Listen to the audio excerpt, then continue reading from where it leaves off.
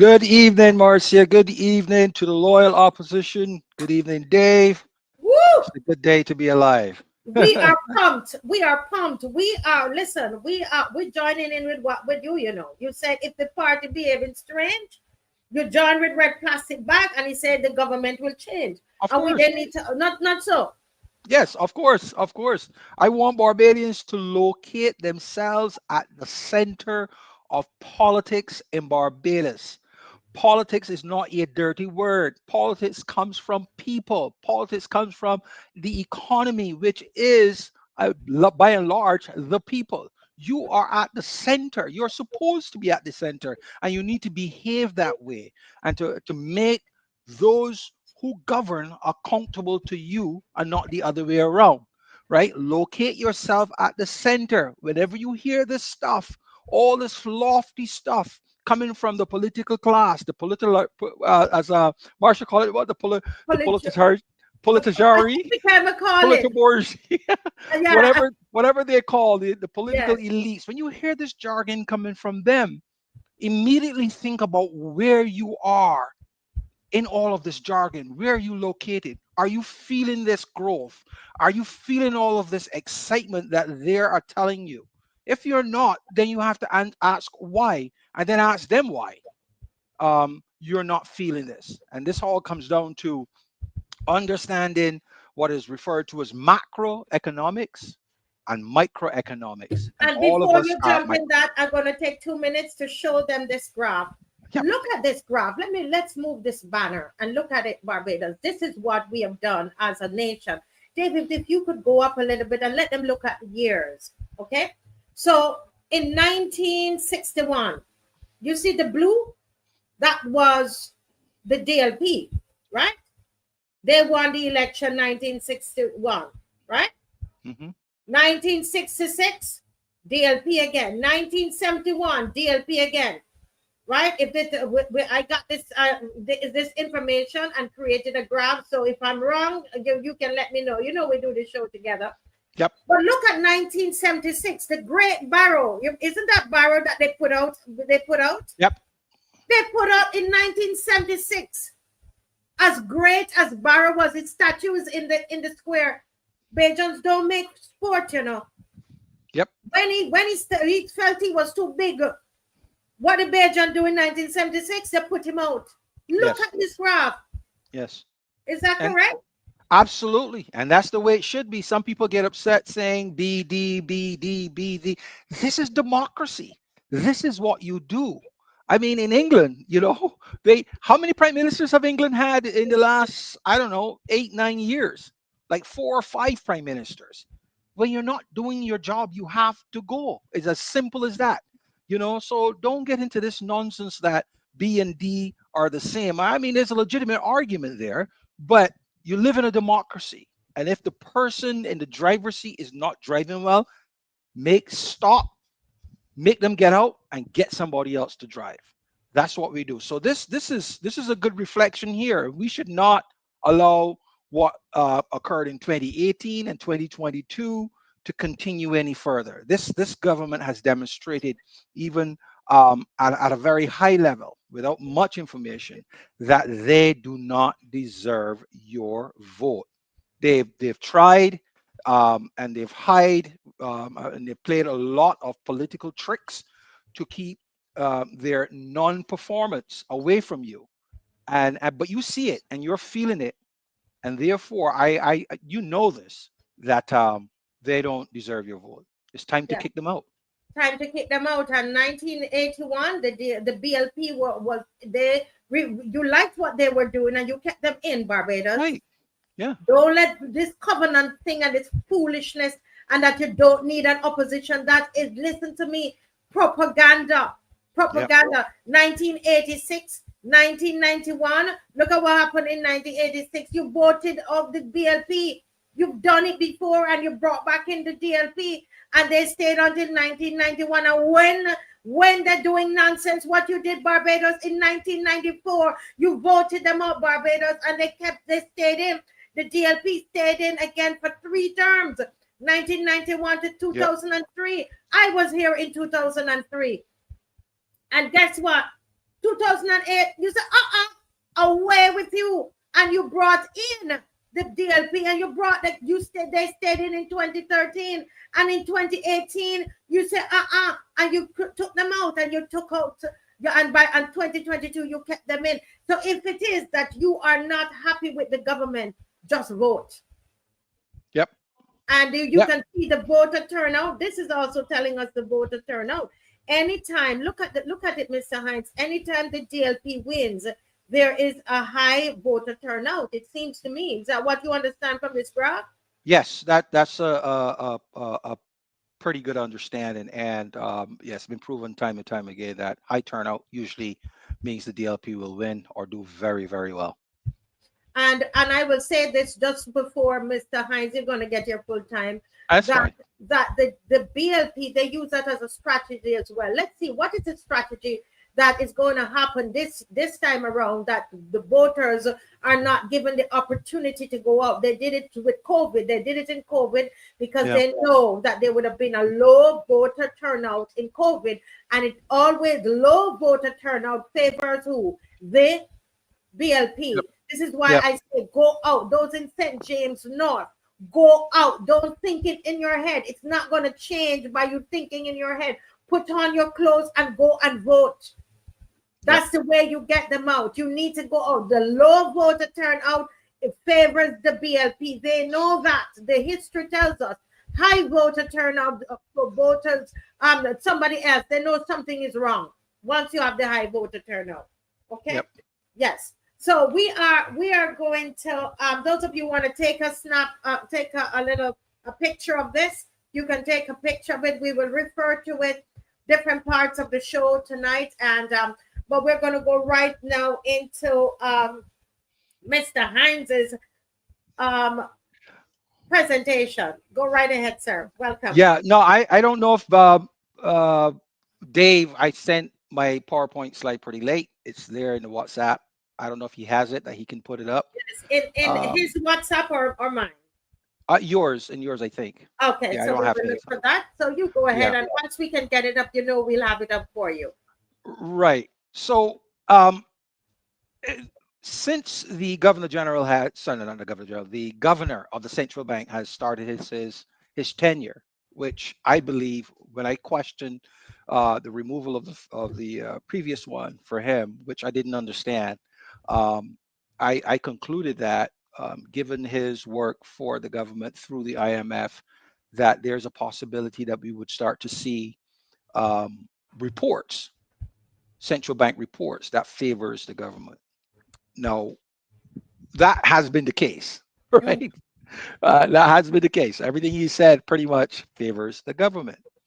And we've got to the point where I think Barbadians are beginning to understand that what he says isn't what they're feeling, mm, right? They don't see it. He says these things and they don't see it, to the point where um, a journalist in his last report, a journalist said, "Hey, you talk about the economy growing, all this growth and stuff like that, but people are not seeing it.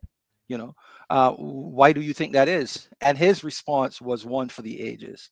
His response was more that of a layperson, using just visual observations and not a trained economist.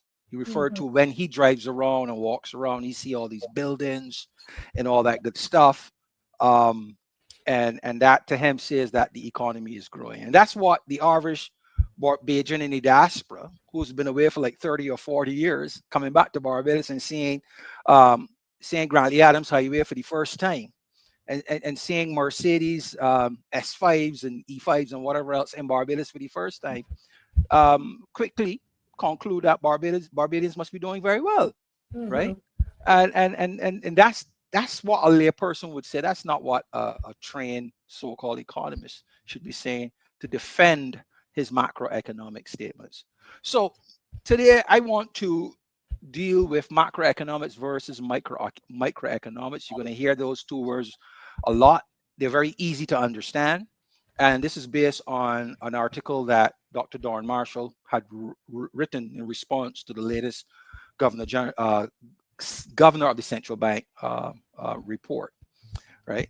So I will attempt to summarize what that article in which Dr. Don Marshall sought to respond to the latest statements of the governor, and why we should never let the comments of the government economists betray our lived realities and our experiences in this economy, and that we must be confident to center ourselves and ask, as that journalist did of the governor, why these lofty, fantastic economic measurements, yet people are still um, are still yet people are still crying out about jobs and low Mhm. wages and high prices, and indeed why the need for an economic stimulus in the form of the solidarity allowance, because that's really what it is, an economic stimulus.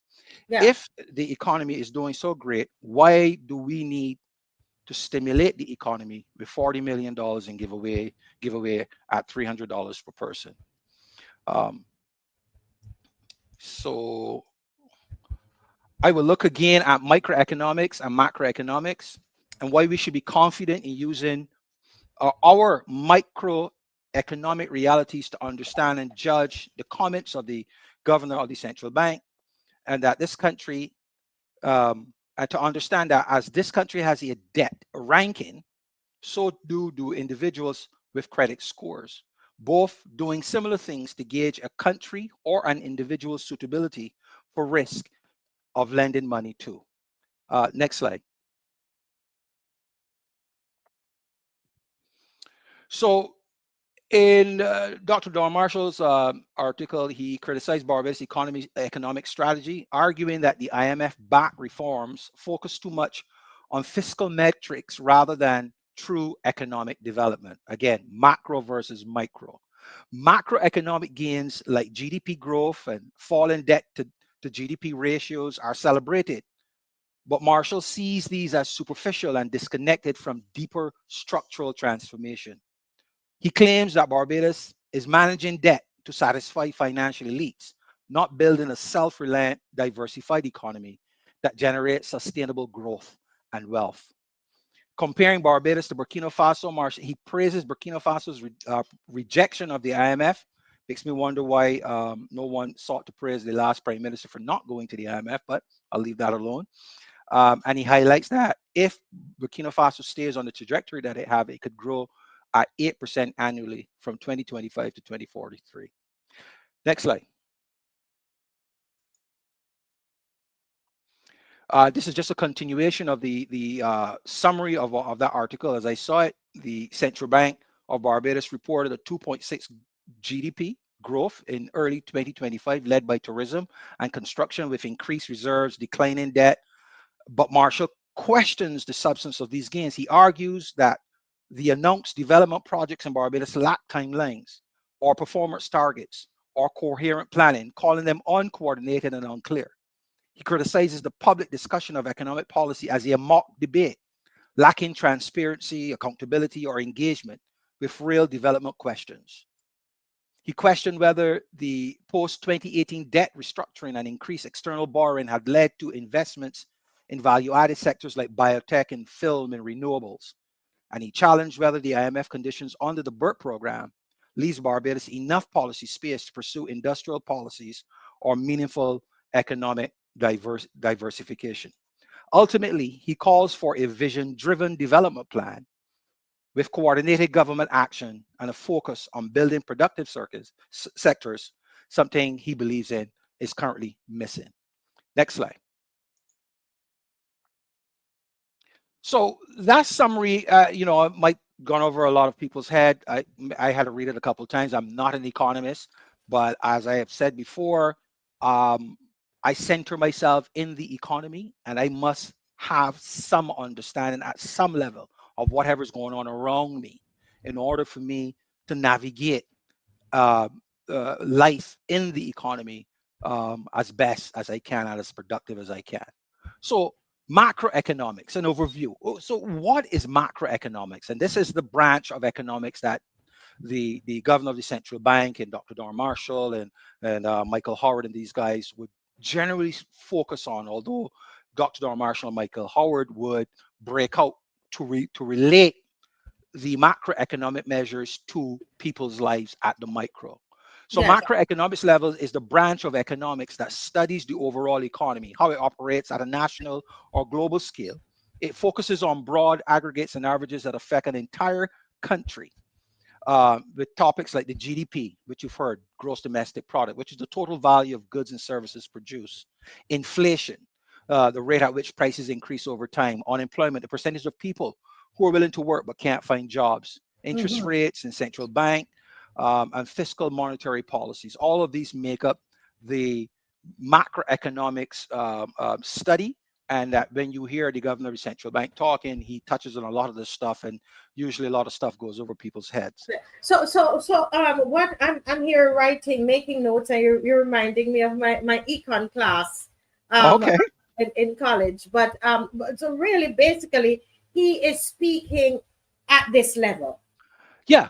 Yeah. He's Uh, speaking at a high level, and so that is why, and because they're always talking, you will hear them. I'm sure Bajans listening will remember whenever we hear them talking, right? They're mhm, talking about inflation rate, they're talking about the GDP, the mhm, unemployment rate, the interest rate. mhm. Those are the things that we hear them talk about at Yeah. a high level. But we Yeah. live down here, right? So Yeah. I'm just And they breaking it down for never, people. yeah, and they never equate all of this to what people are seeing at the microeconomic level. They always stay at the top. They never, and particularly in this current environment, I don't think they could, because it would not sell the idea that Barbados is doing well if they try to marry what people are feeling at the microeconomics with these lofty measurements at the macro. And that's where Dr. Don Marshall comes in with his summary, disputed a lot of what the governor central bank said, what Michael Howard would say, and even Mr. Anthony Woods would say. What is what and the journalists, the journalists saw that disconnect. It is a Yeah. real disconnect. So next slide, please. So where we're looking at micro. Okay, go right ahead. Right. So microeconomics, this is where all of us are at. This is where the journalists wanted to be. This is where Don Marshall sees the disconnect. And it is a known thing in economics that microeconomics is the studies the behavior of individual units within the economy, like households, consumers, firms, and industries. It looks at how decisions are made and how resources are allocated at a small scale. Key Yes. topics include supply and demand. If there's going to be Mm-hmm. enough milk on the shelves, enough chicken and hams at Christmas time. Consumer behavior. If your dollar is going to stretch, your spending choices. Right, you have to put things back because you don't have enough money to stretch across all the things you want to buy. Production and costs, and this is more for companies. As they allocate labor to and the cost of labor to whatever commodity or services they're selling. Market structures, not much competition and monopolies and pricing strategy. Most of the things happening in Barbados are more along monopolistic lines, but nevertheless, it is something that is captured under microeconomics and behavior. Yes. And elasticity, how responsive quantity, demand, or supply is to price changes. So, Barbados is an economy where it's a captive market, because at the retail sector, a lot of the retail sector is controlled by a few people, and they set the prices at the highest the market will bear. And that for more reasons than one is one of the reasons why things are so high, because people who own the retail sector can set them because there's no competition. Next slide, please. So macro versus micro, and I want Barbadians to stay in micro. I don't mean for you to forget macro, but I don't want you to focus on it a lot. Neither to be discouraged when you hear the governor, the central bank, and any government paid economists Mm-hmm. speak to macroeconomics in glowing terms that Barbados is doing so well. Stay grounded at where you are in the micro economy.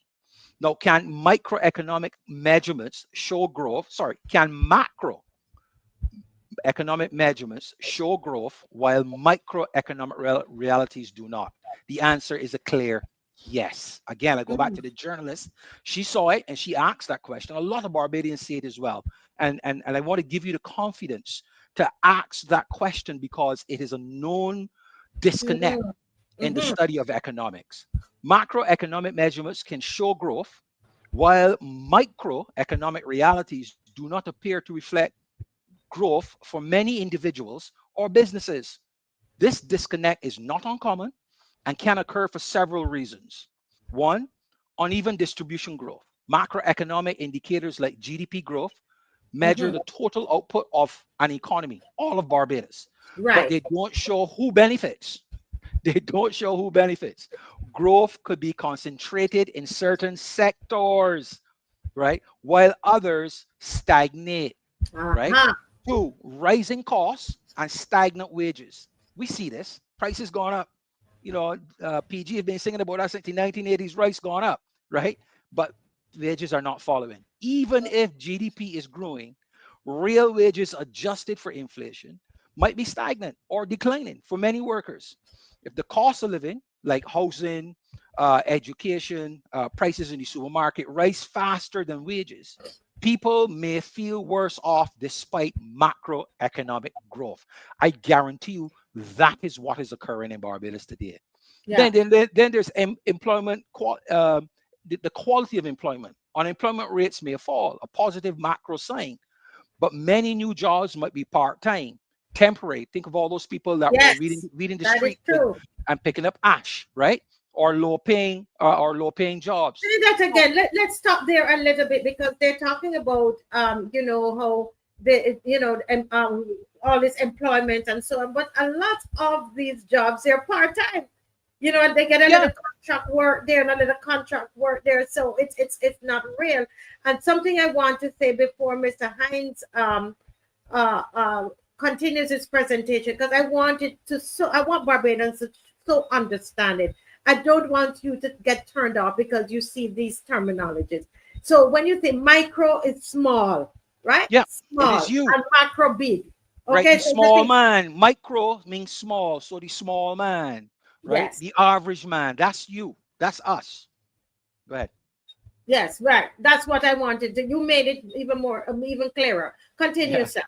Right. So in employment quality, as I said, unemployment rates may fall, a positive macro sign, but many new jobs might be part-time, temporary, or low paying, like the ash workers, the people weeding and stuff like that. So while job numbers look good, the quality of employment may not translate into improved individual welfare. Asset-driven growth. Growth in stock markets and real estate values can boost GDP. I see some houses in Barbados selling for $500,000 US, and I'm like, where's the value? I don't see it. But anyway, that's the prices. The average person may not own significant financial assets, so they do not see the benefit. Debt fuel consumption. Debt fuel consumption. The big brag about having 32 weeks of U.S. currency reserves is a big thing for the government and the central bank governor. They don't ever tell you that the vast majority of it is from borrowing, from borrowed money. So debt fuel consumption, consumer spending may rise due to increased borrowing, making GDP appear stronger, but this can mask underlying financial stress at the household level. So even the government is borrowing to spend because we get U.S. money reserves so that the retail sector and whomever else that needs to import and for their business can have US dollars to buy stuff overseas. So that is spending. And then even at the uh, consumer level, um, people may be using credit cards and stuff like that to get by, right? So that's at the micro level. This is where you are. I'm sure a lot of people understand and feel can relate to this better than they could at the macro level. Next slide. So this is a continuation of using microeconomics to understand macro. So are we right to use our economic realities to understand macroeconomics? I say yes. I say that we hear the governor of the central bank and how lofty he made his report that Barbados is doing well. But when you center yourself as a citizen of Barbados, you must ask the question, am I part of this celebration? And be honest with yourself, because if you're not, here's why. There's that disconnect between macro, macro economics and micro, the small man, the average everyday person like you and me, right? So why do micro realities matter in macroeconomics? And this is for the economists out there who like to talk about macroeconomics without really giving examples of this macro growth at the micro level, because they reveal distribution, not just Mhm. aggregates. Macroeconomics tells you the GDP grew by 3%, but microeconomics shows who benefited. Mhm. Was it just corporations? Was it just the political class? Or was the low income households also included? I mean, we getting given $300 away, so we know that they were not included because this is supposed to be a solidarity allowance. So they know that the low income households were not included. So they're trying Mhm. to make amends with just $300. Policy outcomes are felt at the micro level, and this is why number two, policy outcomes are felt at the micro level. Mhm. Folks, when you remove yourself from politics, politics is still driving how you live. Say that again, Policy, please. when Say you it again. remove yourself from politics, politics is still driving how you will live, right? Policy outcomes are felt at the micro level, at the small man level, at the average Barbadian level. Austerity may improve debt to GDP ratios, as the IMF programs have done, but may also cut health, education, and social services, harming long term productivity and human capital. That is occurring in Barbados today. You are being affected by political policies that were made by politicians that got in because you did not go to the polls and inform yourself sufficiently. It doesn't take a lot to determine who has your back, who appreciates the fact that you are the center and that you place yourself at the center and you ask, what's in it for me? You walked away and give these people free range. So they're making policies that are affecting you, right? Micro behaviors drive macro outcomes.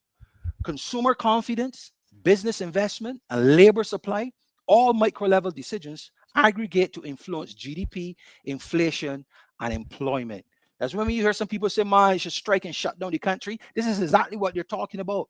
As much as they make it seem as if it there are the reasons why the economy is doing so well and that they can help you benefit by giving you $300. If you decide not to spend that $300 or any more of your money, the economy will come to a halt, right? So you need again to ask, what's in it for me? Put yourself at the center because you're truly at the center. You need to behave that way. Lived experience affects political and social stability. Here we come to. Lived experience affects political and social stability. Macro stability with micro hardships can lead to social unrest, Ah. populism, or political rejection of orthodox policies, as seen in Barbados or the US and parts of Europe. This is what's Can happening. you make that point again? Because we're going to talk a little bit about the crime. I mean, we see what we see Exactly. in. I just got reports here that the man that was beaten, he was actually stabbed yesterday, and his money taken away from him.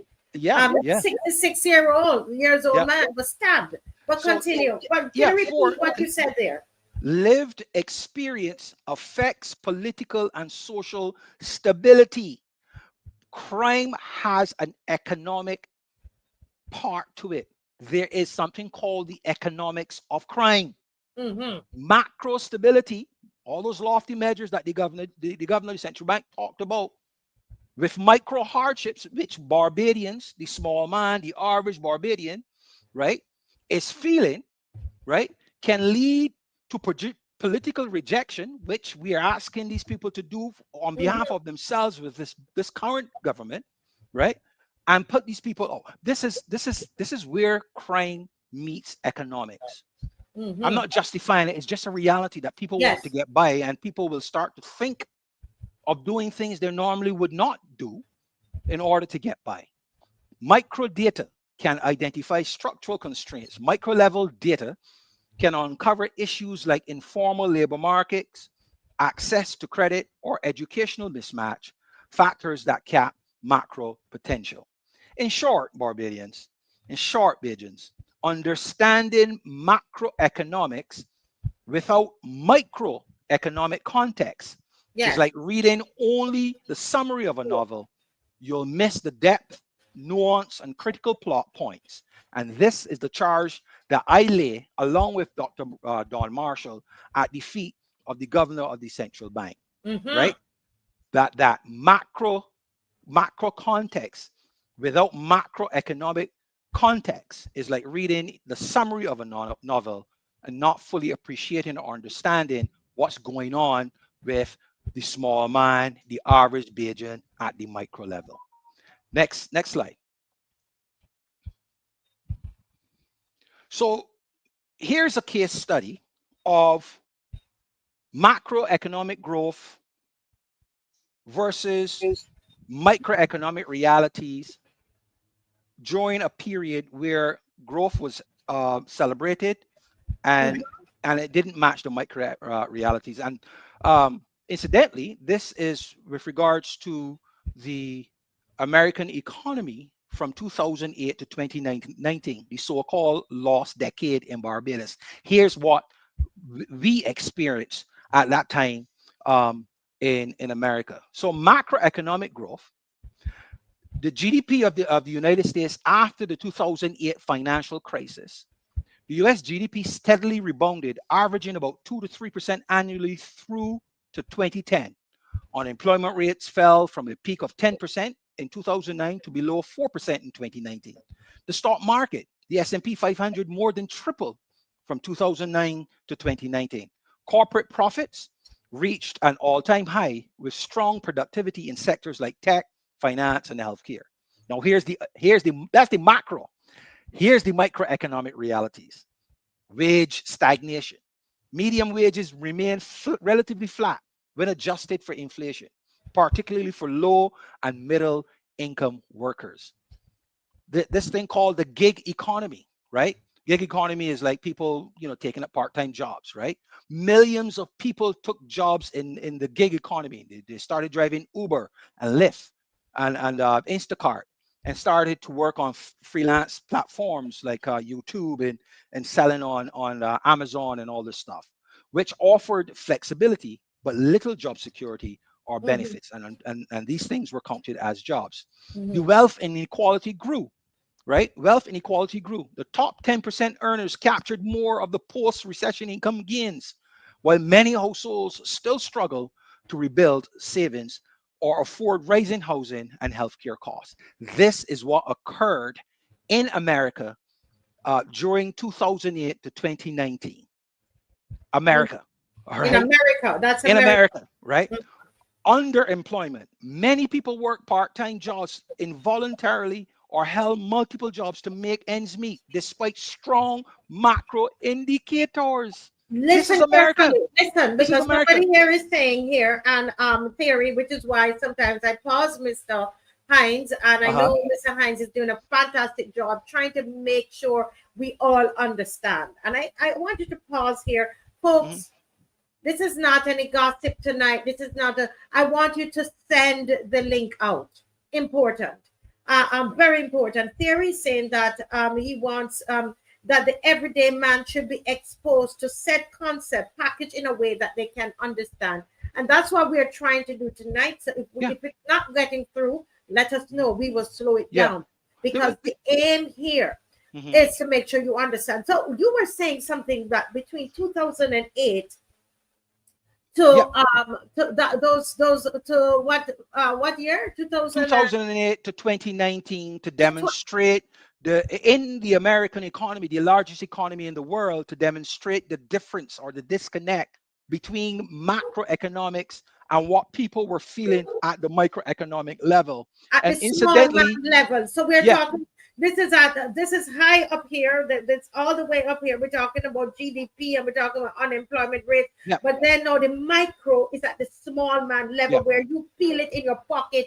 You feel it in your pocketbook. You see it in your bank account when you go to yeah, the supermarket. So that is the difference here. That is, it's a we right, are not feeling what the governor is speaking about right, because we are feeling it at the micro level. And what Mr. Hines is saying, it is a normal thing to happen. But the governor is seeking, I don't know if he's intentionally deceptive to say how great the yes, economy is when we are not feeling it on a micro level, on the small man level. He is deceptive in his omission to tie this macroeconomic growth to what people should be seeing and feeling and are feeling at the micro level. He's omitting that because he knows there is a disconnect.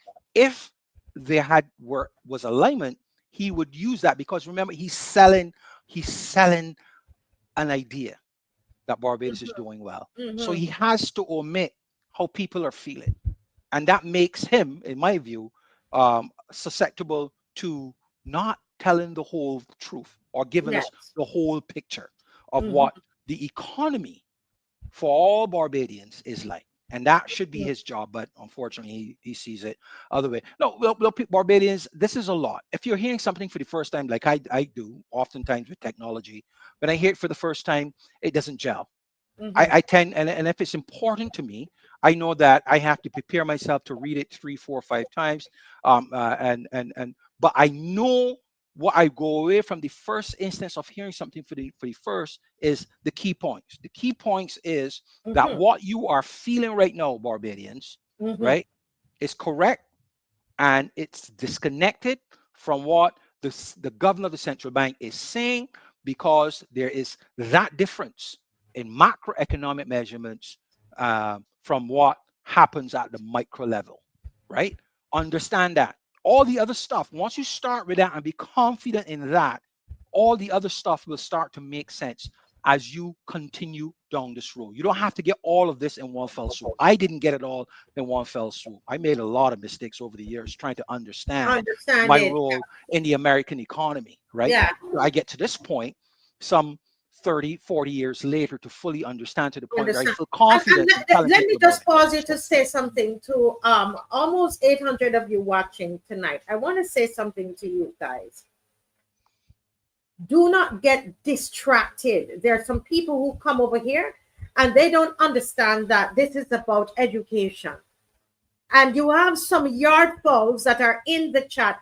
Don't pay them any mind right now because they are focusing on, they are majoring on what is not important.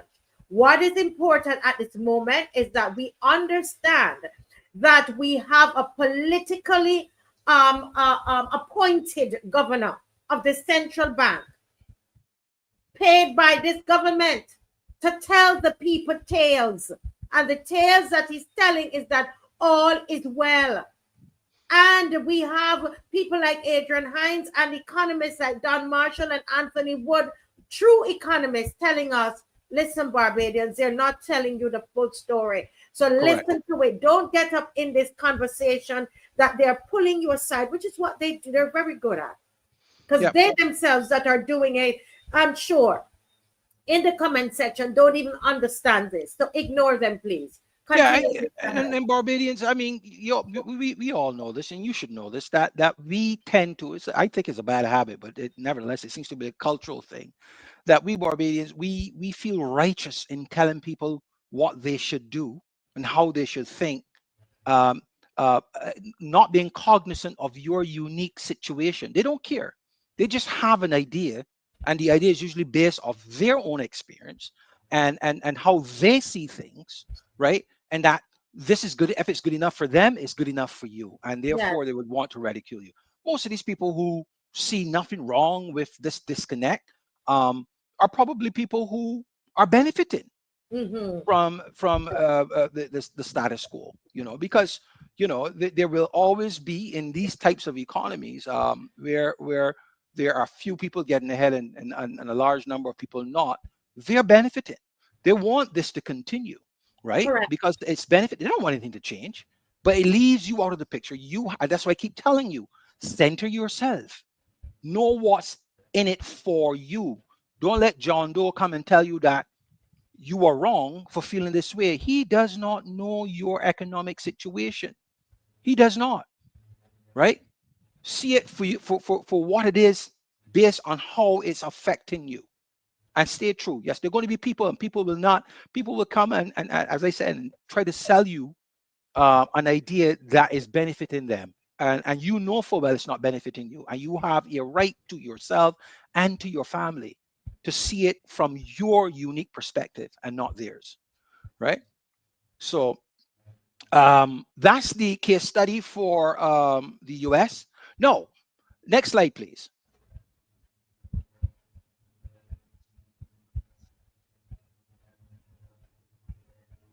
Are we there? Next slide. Yeah. Do we have the next slide? I think this is it. Barbados.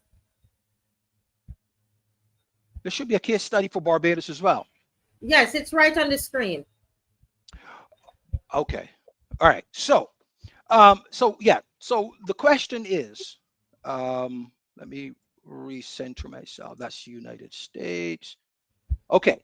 So is there a Barbados example to what we just saw with the US case With the study? US, yeah. Right. Yes, Barbados can serve as an example of a country where macroeconomic growth indicators may suggest improvement while microeconomic realities for many citizens remain difficult, especially in recent years. Barbados macroeconomic growth versus microeconomic challenges. The macroeconomic improvements, such as IMF international support since 2018, Barbados has implemented economic reforms under the IMF Extended Fund Facility, focusing on debt restructuring, fiscal discipline, and structural reforms. GDP growth recoveries after a severe contraction during COVID 19, about 14% in 2020. GDP growth rebounds strongly in 2022 and 2023, around 10% in 2022, largely due to tourism recovery, increased foreign investment, and government infrastructure projects, improved credit ratings. International financial institutions have noticed stabilization and recovery for Barbados' fiscal outlook. Now, were there microeconomic struggles during this time? But of course, everybody understands this. And that's why people are groveling and quarreling and lining up in long lines for $300. Of course they are, right? So here are the microeconomic struggles: high unemployment and under unemployment. That Mhm. despite GDP growths, many individuals, especially in tourism, retail, and the informal sectors, face limited job opportunities um, or unstable work. We just heard But that black women. can you differentiate? You said unemployment because they focus a lot on the unemployment rate. But what about underemployment? Well, yeah. I mean, you just saw them make a big fuss about the minimum wage, moving it from 850 to 950 after taxes is about 70 cents. 70 cents improvement, right? As if it's a big thing. Again, words, but in the context of Barbados, uh, $9.50 Barbados. When you reflect on the cost of the average retail product in Barbados, it is meaningless, totally meaningless. So underemployment, all of those gas station workers and supermarket retail workers, security guards who are getting 1050, I guess. Hmm. All of those, in my view, are underemployed given the cost of living in Barbados and their wages. There is a huge disconnect. People cannot afford the cost of living in Barbados. I consider that underemployment, right? Where because the money they're getting, the money they're getting is not sufficient to live a meaningful life in Barbados, given the high cost of living. So that, in my view, is underemployment. And also the fact that it's people are not being employed over a long period of time. A lot of these are part-time jobs, that where they're working part-time, and Yeah. they would want more hours, but they're working part-time. So that is also as you were saying, they're not fully utilizing their skills and their qualifications, right? Yeah, Or and their yeah, I mean the experience. government and other people have bastardized the concept of working for oneself, right? Which I understood when I first came to this country. The concept was more to drive productivity, that people will understand that while working for a company, and they're getting paid. That the fact that they're getting paid is that means that you're working for yourself, and they've Mm-hmm. bastardized it to mean that you are now a business owner in the sense of how the government will treat you, or how these individual companies Mm-hmm. that has constituted this concept of being working for oneself are viewed. So all to disadvantage the employer, the employee, and advantage the employer. You know. So the other thing is cost of living. The imported inflation due to global supply chains and currency pressures has led to rising prices for food, fuel, and consumer goods. Pressure, public sector wage freezes, and limited job creation mean that the income growth hasn't matched inflation, affecting household purchasing power. And inequality, economic gains have not been evenly distributed. Urban centers and those in tourism related industries benefit more than rural populations or lower income families. The conclusion is that Barbados demonstrates how a country can check the right boxes for macroeconomic recovery, like GDP growth, debt reduction, and external confidence, while many individuals still suffer. So, my conclusion is that macro data alone does not capture true economic well being. Mm-hmm. That inclusive growth requires aligning macro reforms with micro realities. So that journalist, I keep going back to her, and I'm going to get her name, that she was on the right path Yeah, to we ask actually that have a question. video. We have a video of it before that we're going to show at the end of your presentation. Right, Continue, sir. right. That question of tying macroeconomic measurements to the microeconomic realities is necessary. Don't give us that lofty things and then don't tell us what it means for the average man and the small man, middle class Barbadians.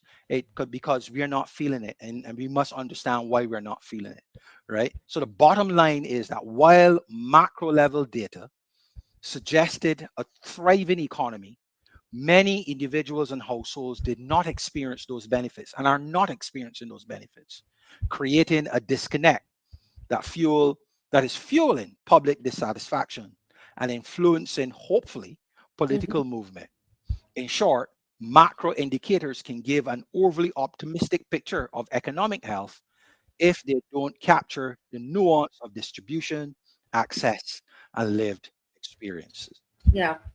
How do you break that down, all of that down, Mr. Hinds, so that everybody on this live understands?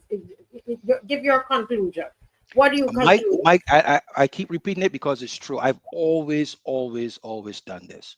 When people come to sell me anything, an idea, a product, a service, I always locate myself at the center. How is this useful for me? What is the value of this thing to me? Right? What's in it for me? And that's the question I have always asked of any politician when they come telling me all this lofty stuff. What's in it for me? Here's my situation. How are you going to deal with this situation? Be confident in demanding or asking that question and demanding answers, and Mm-hmm. vote according to who best is able to convince you that they appreciate and understand and see you at the center of the Barbadian economy, right?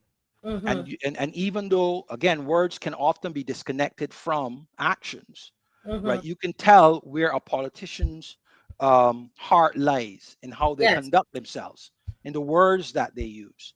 I keep saying this. Any politician that comes to me talking about my government, my constituents, my this and my, I don't. They don't own you, and they Mm-hmm. need to disabuse themselves of this notion, and stop with these words, right? Yeah. The same way the attorney general said that changing the Barbados police force name to take the force out of it, right? Because force demonstrates an entity that is can be brutal and all that good stuff, that you need because language and marketing, right, can have an effect, unintended effect. So that I think a lot of these politicians believe believe themselves when they say my this and my that in reference to Barbados and to the citizens of Barbados, right? So you can tell a person who talks like that rather than someone who says fellow Barbadians, you know, who shows that they are in it with you through their words and by their actions. Again, Barbadians has just gone through a hard economic austerity measures under the IMF, and this government has not demonstrated in any way that they were in it with us. But we're calling on Barbadians to stay the course with them. Oh, well, how can I stay the course with you when I got no money and you got all and you're doing nothing to demonstrate, that you are in it with me? These are things that you have to ask. What's in it for me? I see what's in it for you, Mr. Politician, but what's in it for me? You know, you got to do that. At some point, you have to be selfish in your outlook within this democracy. Otherwise, those at the top will use the resources of the country for themselves. Because human beings, we being social animals and need each other, at the same time, if one person can use the resources of the group for themselves without a challenge from the group, they will do so. And that's the dynamics of living in a democracy and the requirement for governance that we must always be engaged to ensure that the greed and self-serving uh, attitude that all of us have to some degree does not bloom and overshadow through leadership, through um, political responsibility to our own disadvantage. We have to be that check on the power of, of government. You can't walk away from it. Otherwise, you're going to continue to suffer. Nobody's going to wake up and do right by you. You have to be prepared to do right by yourself. Yes, excellent. And we want to make sure that that this presentation was inspired and some of the material was used from the Economist, and why is it? It's not Anthony Wood, but it's remind Don me, Marshall, Don Dr. Don Marshall. Marshall. Don Marshall. Okay, well, we have on the screen, Mr. Hinds, you've been making reference to this discourse between the journalist and the governor.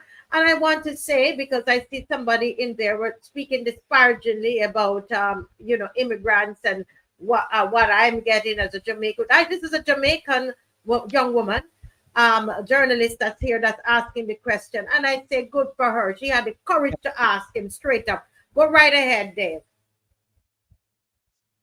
Reports of growth. We've heard the projections, but some may argue that this growth is not being translated or being manifested in the lives of ordinary Barbadians. Governor, are you confident that ordinary Barbadians are feeling the impact of this growth? And also, what is being done or what can be done to address this public perception? So I've heard this question many times, and we've answered it many times.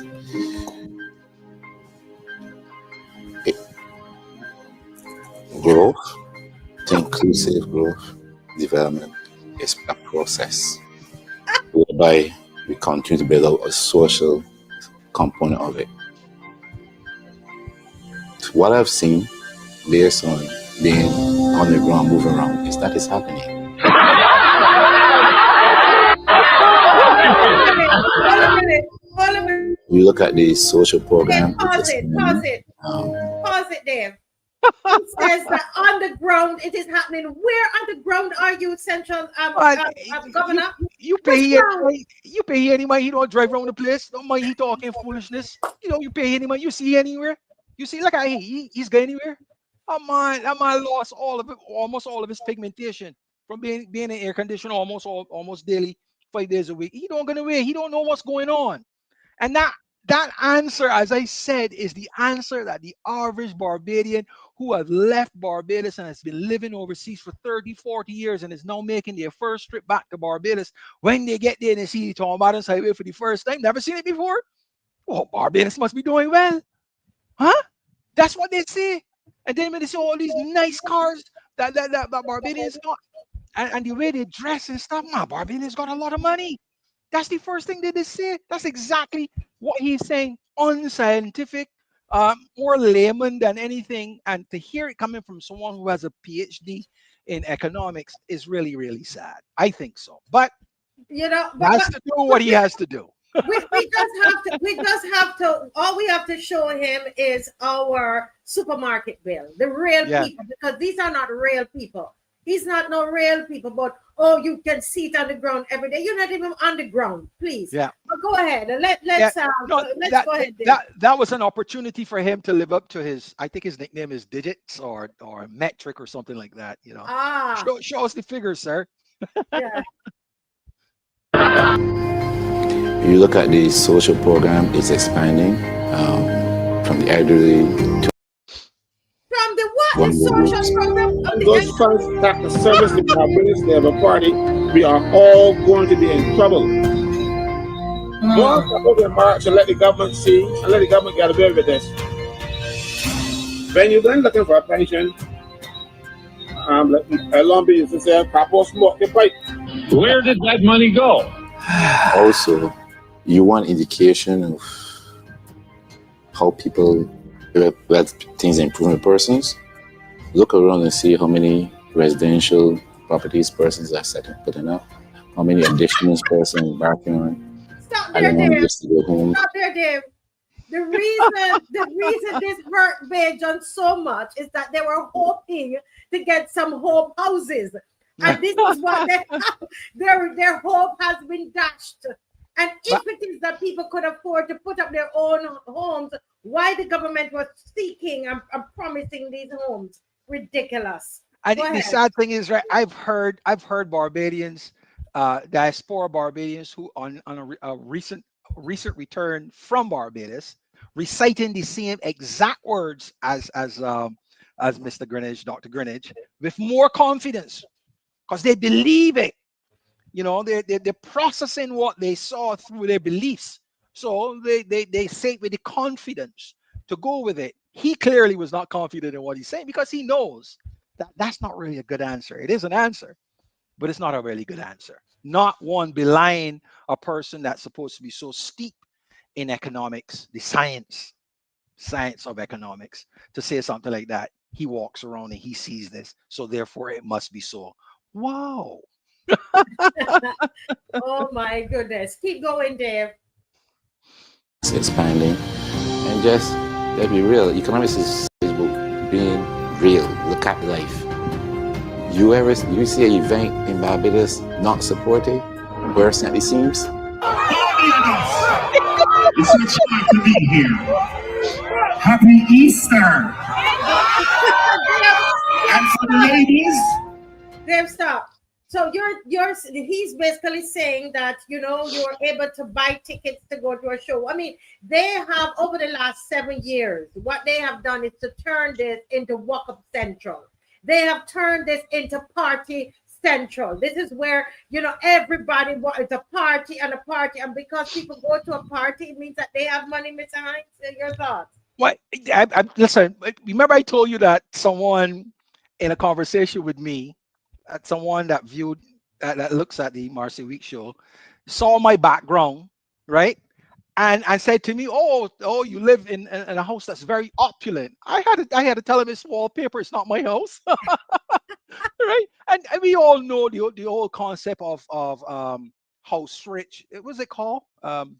When you have a fancy house, but you're really poor, you can't afford Mm-hmm. groceries and stuff like that, Mm-hmm. or you have a really high end, a really fancy high end car that requires the most expensive gas, but you have a hard time putting the gas in it, or that it requires maintenance that is really, really, really expensive, and that's difficult. But people see you driving a Mercedes and they automatically think that you have wealth. They're not looking at the nuance of why you have that. Maybe you have it because you want to be on show, but you really can't afford it, right? And I have this concept of saying, they got people that love to live in their money, meaning that they'll buy the biggest house, right? But me, I prefer to have my money in my pocket. So I would live I would rather live in a small house and have my money that I can travel, right? Mm-hmm. So if you judge me as to whether I'm wealthy or not based on my small little house that need work, right? Are you correct? No, Mm-hmm. not necessarily, right? So for him to say that he's seeing these things, who's to say? We know, we all know that the 12 to 14 billion dollars in the savings accounts and banks don't belong to the majority of Barbadians. It belongs to a very few, Mhm. because the largest deposits in Barbados are with credit unions, and the credit unions only have $3 to $5 billion in them.